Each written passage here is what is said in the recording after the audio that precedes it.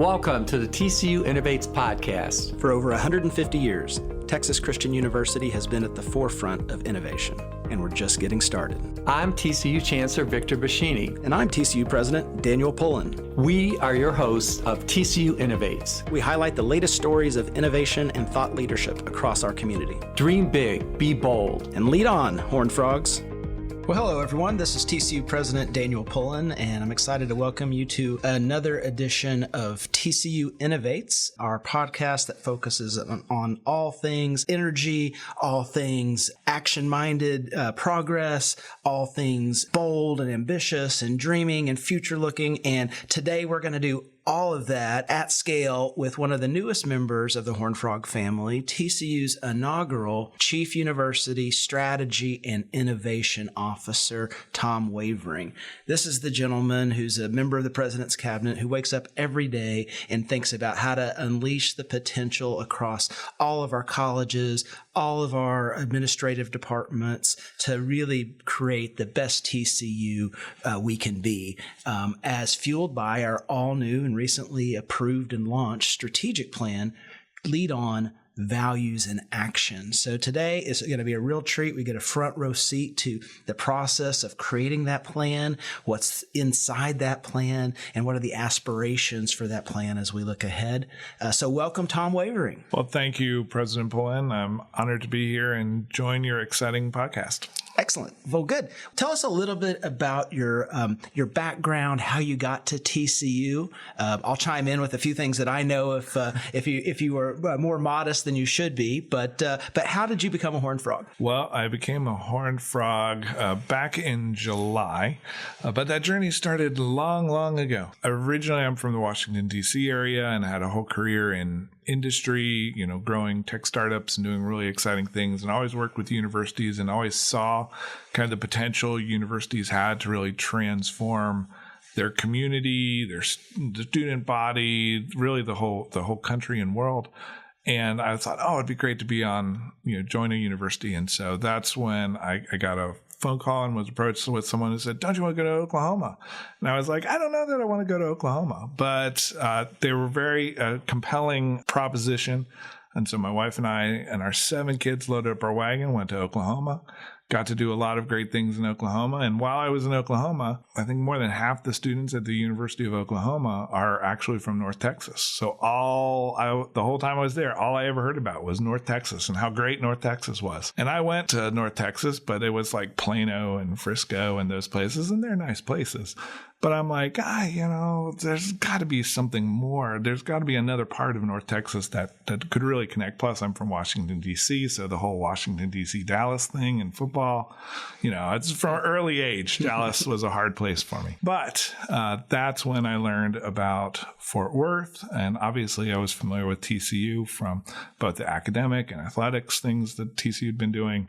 And so when there was the opportunity that here at a cabinet level position, the university was identifying the role innovation, the role strategy, the importance of those functions to the institution, especially as it imagines itself for the next 150 years. That was just too big of an opportunity to pass up. Yeah, well, it's a great opportunity, and we're excited to have you. You've had a career that's been built in the private sector and in higher ed, and you were a business faculty member teaching innovation and entrepreneurship, and at your last institution, you responsible for securing, I think it was $400 million of funding for innovation-related activities across the state of Oklahoma.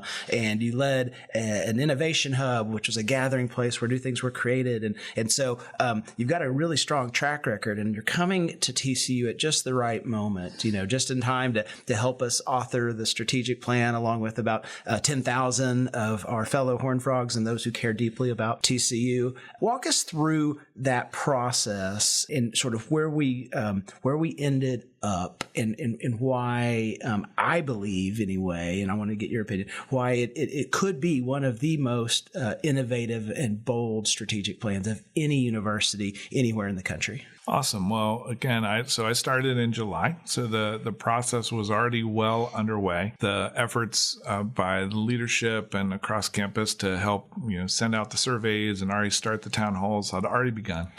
So I was able to join kind of in midstream of those activities, where it was really an exciting time of the plan, where it got to go from conversations to, okay, what does that really mean in terms of an actual plan? And so I was very fortunate to work with both leadership from the administration, faculty, staff, students, external stakeholders, to help shape the ideas, the suggestions folks had, into what ultimately became kind of the four pillars that had been started by the Board of Trustees, or almost suggested, as possible ideas from the Board of Trustees, that was then informed through all the surveys, et cetera, to take those pillars and say, well, what does that really mean? Like, what does that mean in terms of goals? What does that mean in terms of the things we would do to achieve those goals? And so that's where we then were able to build teams that went and mapped those out and figured out how much it cost and figured out how to judge success and figured out who are all the people that need to be involved. And so we went through that whole process. And I think what made it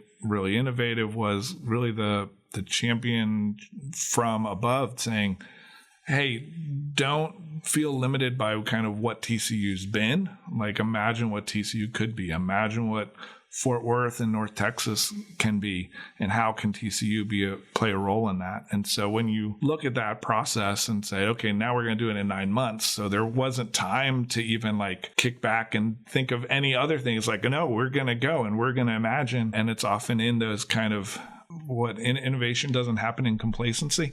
And so it was creating that almost that stress of, oh, we have to have it done by December, helped create an environment where people were able to contribute and shape a plan. And now we're in the even more exciting part of the plan, where it's no longer a plan. Now we actually get to start turning into real programs and real activities and build upon the existing programs to deliver that transformative impact that the plan aspires to.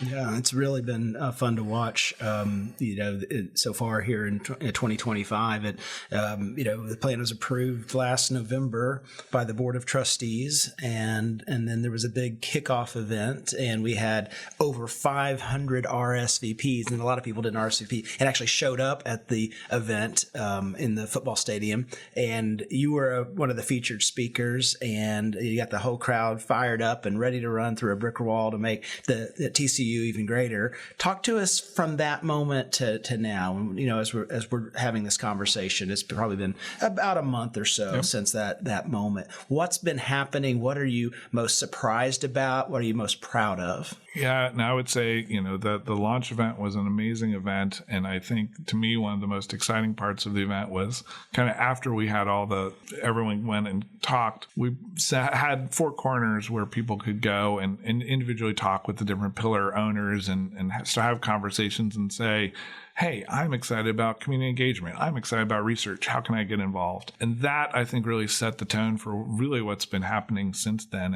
And so now we're in kind of that messy part of anything where you go from, hey, we have this great plan, this great theory, this great thing in paper, and how do we make it real?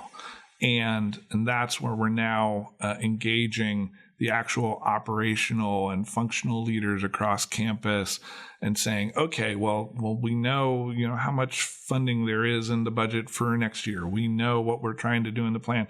How much can we do right now? How much is going to need to wait for a year or two or three, as we're able to figure out which initiatives we're able to start moving on immediately, because there's already people in place. There might already be funding in place. There already might be success we're able to build on. So like the Project 85 effort that we're building into Project 90. Project 90 was going to happen without a strategic plan or not. The strategic plan allows P90 to be accelerated and be supported and have institutional support to a level beyond just people getting together and trying to make something happen. In this part of the phase, it's really where we're taking these plans, figuring out what we can do, what we can really accomplish, so that when we can go to the board and tell them, hey, here's our plan for next year, when we can go to the faculty senate, when we can go to staff assembly, when we can go to student government, when we can go to graduate senate assembly, and explain to them, hey, here's our plan for the next fiscal year. And this is what we think we can accomplish. Because I think that's probably the biggest challenge of the strategic plan or any strategic plan is everyone sees the 10-year goals and they're saying, okay, we're going to be R1 tomorrow. We're going to win 30 national championships tomorrow. We're going to be, more students tomorrow. And it's like, we will be, but what's the right kind of first step in that process? And to me, what's been kind of the most exciting, rewarding things is that is an organic process, right? People across the university are seeing how they can get involved, how they can support it, and helping to determine those goals in that process.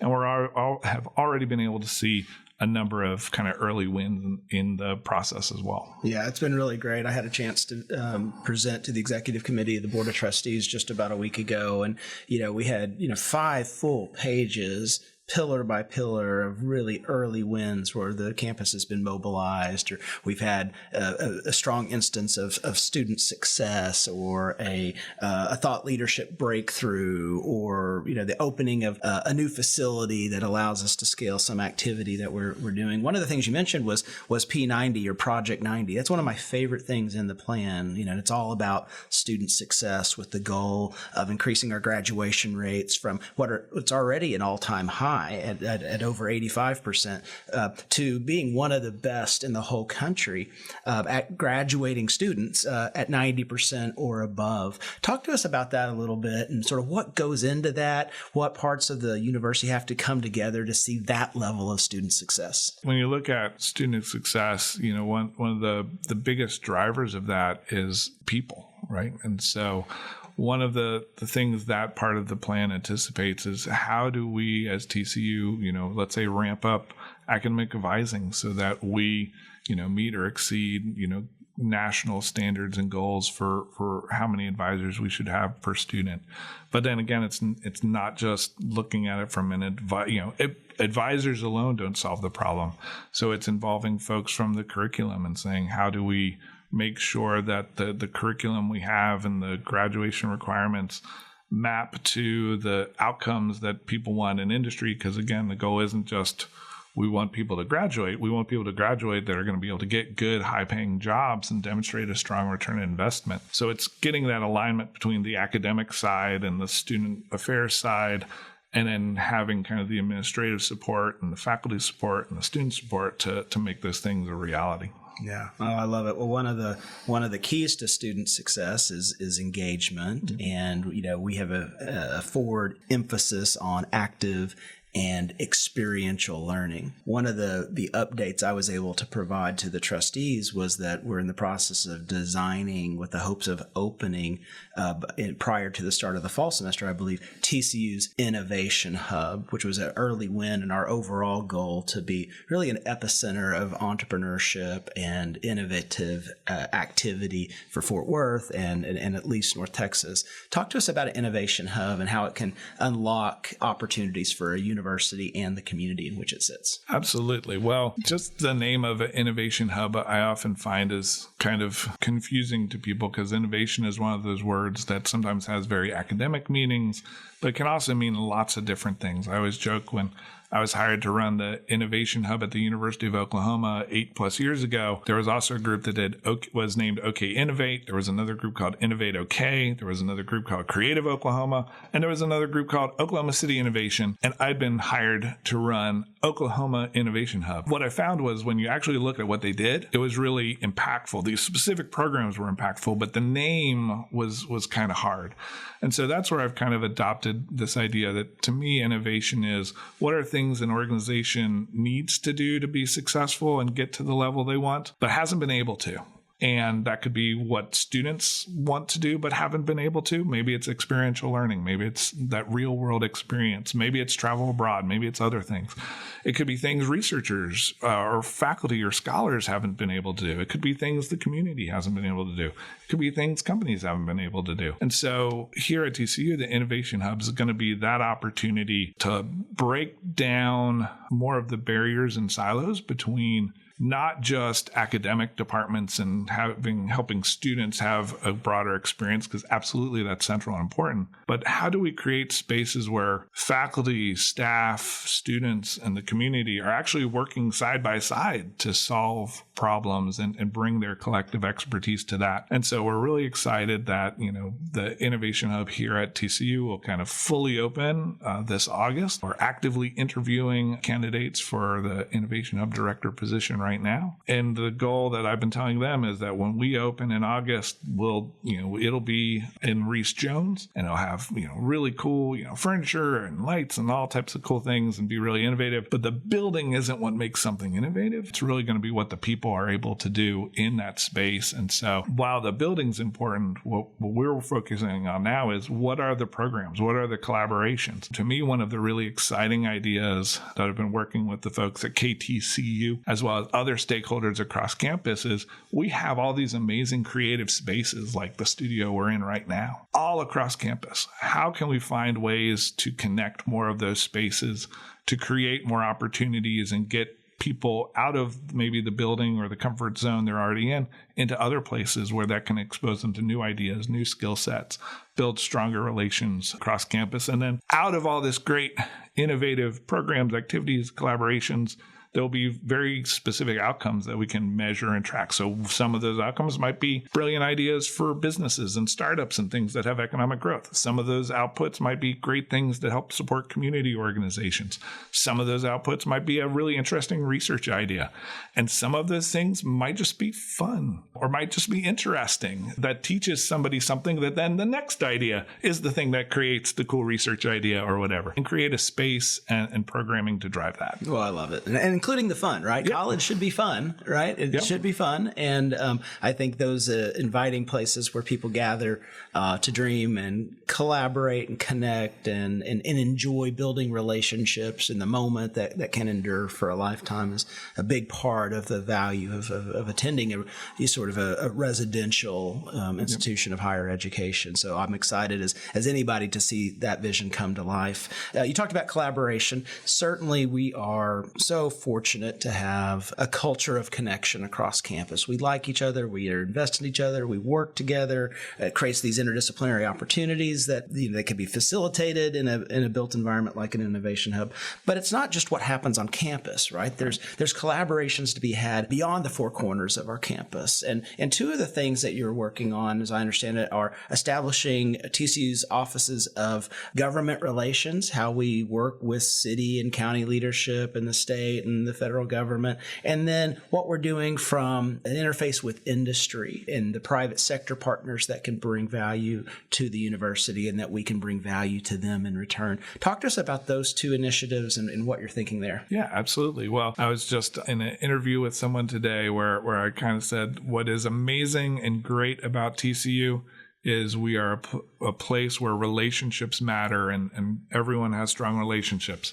What can sometimes be a challenge of TCU is we have a lot of things that just depend on relationships. If you want to go find a company to go work with, you have to go find the right person to talk to who knows the person who knows that company. And that's just how we've been able to grow our institution over the years. And so now as we're here at the start of the strategic plan and looking to further grow research, scholarship, and creative activity, further grow student enrollment, further grow things like experiential learning and internship opportunities, and further trying to enhance the return on investment of time and talent and funding that students and parents put into our university and what that means in terms of their outcomes as, future employees, in their career. When you look at all of those different elements, one of the things that we need to try to figure out is how can we scale more of those opportunities? And that's where when you look at things like corporate partnerships or government relations, historically across the institution, we've had lots of great organizations, whether it's the Career Center folks, whether it's athletics, whether it's advancement, whether it's the colleges, whether it's, all these different stakeholders who engage companies all the time. Many of them also engage government all the time. But there's no way to know that.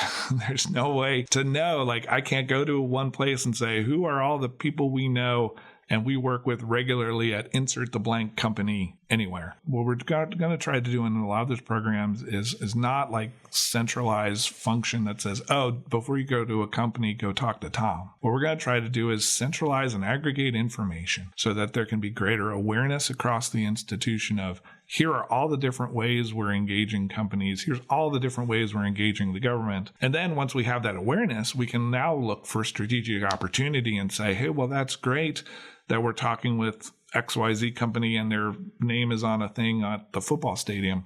Have we ever talked to them about what we're trying to do here, in a cool scholarly research program? Have we ever talked to them about the career fair? And so we'll be able to start looking at those strategic opportunities to really broadly engage and find more ways that we can strengthen our relationship on the corporate side and then similarly on the government side in this world where the state governments are taking a stronger role in support of higher education, support of research, et cetera, in this world where at the federal government, priorities and focus areas are changing. Having ways that we can be aware of those changes and monitor those changes and help advocate for those changes becomes really important. And so these two positions will allow us to have kind of a front door that says, hey, if you're in TCU, if you're outside of TCU, and you're interested in engaging with a company, here's a place you can go. Likewise, on the government side, you're interested, you want to engage someone on the government side or your government and you're saying, hey, who do I talk to at TCU? We have a place you can go. I just love the strategy, and it really, allows us as an ambitious private university to operate, at the intersection of academics and the external environment, because I think we live in the greatest town, in the greatest state, in the greatest country in the world. And it's really our opportunity to seize. It's our great privilege to position our students and staff and faculty to make a difference, the kind of difference that well-educated college graduates can have on communities big and small. And likewise, to benefit from what's beyond campus to complement the academic process and really add richness of experience and skill sets and relationships to the value and the return on investment in a TCU degree. So it all self-reinforces. Well, what I love to do as we wrap up each episode is ask a singular question. And because the podcast is about creativity and innovation and thinking big and thinking differently and challenging the status quo and ultimately dreaming, what is your big dream for the future of Texas Christian University? Is it just one dream, or can I have? Oh, you can. Well, you're the wrong person to box in for sure. But okay, you get 3 dreams. 3 dreams. Okay. Well, first I would say that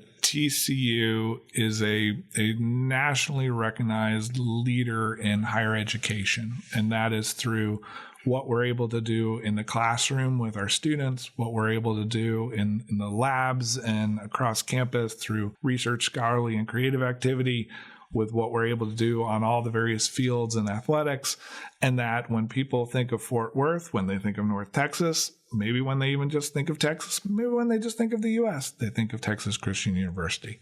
So that would be first and foremost. I think a second one is I do think universities have a really unique opportunity to be true drivers of economic growth in a region. And so, one of my dreams for TCU, when you look at all the different programs and activities and the amazing students and amazing faculty, and you look at the economic impact TCU has already had, I think it's 1.4 billion, something it's like 2.1 nationally, and like 1.6 across Texas, and 1.3 right here in Fort Worth. Right. And so when you look at that, it's like, okay, how do we make that 10 billion, 5 billion, and 3 billion? I think that would be the other one. And then my third one, and this is just a strange thing for me, one of my we're talking long-term goals, that I do a good enough job in my role that TCU has a park named after me. I love it. And that's only because when I was a small child, I always went to Quincy, Illinois, where there's a park called Wavering Park. And so as a kid, I always was like, my dream someday is I'm going to have a park named after me. Now, it turns out it's because it was named after Elmer Wavering, who is like my dad's great whatever cousin. And he founded Motorola and made a lot of money. And that's why there's a park. So I'm not founding Motorola and I'm not having lots of money. So it's just going to be through the work I'm able to do in partnership with everyone else. So there, that would be my third one. Oh, I love it. I loved it. I love to end on a personal goal and objective. It's your future to seize. It's our future to seize, certainly here at TCU, where if you can dream it, you can do it. So thanks, everybody, for joining us. We'll see you next time, the next episode. Keep your ideas flowing for new guests and new opportunities and new topics. And until then, go Frogs. Go Frogs. The TCU Innovates podcast is recorded at the KTCU studio in the Bob Schieffer College of Communications at Texas Christian University. Special thanks to our student producer, George Kamar, and the entire TCU team for supporting our show. Go Frogs.